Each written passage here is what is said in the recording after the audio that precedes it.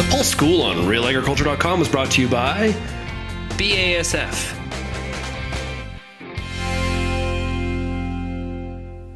Hello, this is Dale Leftwich with Real Agriculture. Today we have a Pulse School and we're with Wendy, Shatz, Leeds. She is the lead agronomist with Sharpe Soil Services. Wendy, today we're in a pea field and we're going to do a little scouting. What kind of things do you look for when you first determine that you're going to scout a pea field? Well, we're at a pretty interesting timing for peas, pretty critical timing actually. We're at early flower, which is when we'd start to apply fungicide on our pea fields.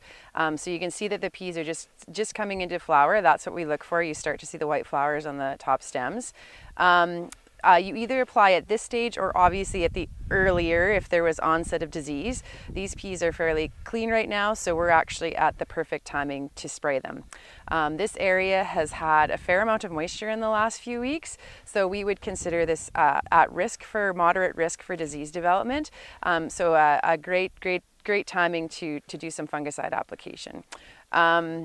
So you come in here to look at it and you want to determine if there's lesions. The best time to look at it is just when it starts to flower, is that right? Or do you want a few flowers on the plant? How is that timing? Yeah, just when it starts to flower. We term it early flower. If there was lots of lesions developing before start of flower, you would obviously treat at that point. Our main diseases that we're looking for are Mycosporilla blight and or powdery downy mildew. Most producers will protect their stands because they find at harvest the fungicide actually helps with standability, makes ease of harvest a touch better. So we're just making sure that it's ready to go for a lot of the producers to allow ease of harvestability. So a big point is not just that it's yield loss, but actually to maintain the integrity of the plant so that you make everything after this easier harvest and so on. You bet. Yeah, absolutely. Yield is first, and harvestability is second. Okay, so do you look for other things at the same time when you're out in the field? This is a great timing too to start looking for pea aphid. Obviously, you want to be off headlands and more into the field to check for aphids, but depending on your stand, it might be hard to walk through. You look at the tip of the plant and look for 2 to 3 aphids per 8-inch tip.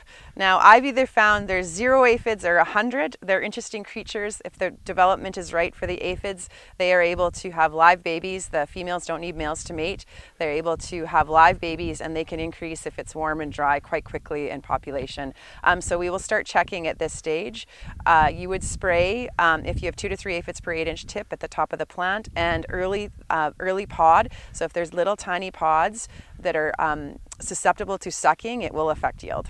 Okay, and so do you need to scout all across the entire field? Like each time you scout fields, or you have to know kind of what you're looking for and where to go. So obviously, yes. You don't want to be near headlands if possible. If you can walk in as far as you can and do several spots in the field, that's ideal. Again, it will depend on your stand and how heavy it is to get through, but you want to have an average of the field for sure. Often insects can tend to be in one little small area, so you want to make sure that you've got a good understanding of the field, that they're not just in that spot, that they're actually across your field to make it worth treating. Because if you, I did notice there are lots of predators, natural predators that will help with the aphid population. There was a little ladybug beetle down in the stand right now. So you want to make sure that you actually have a true threshold so that you're not killing your good predators as well.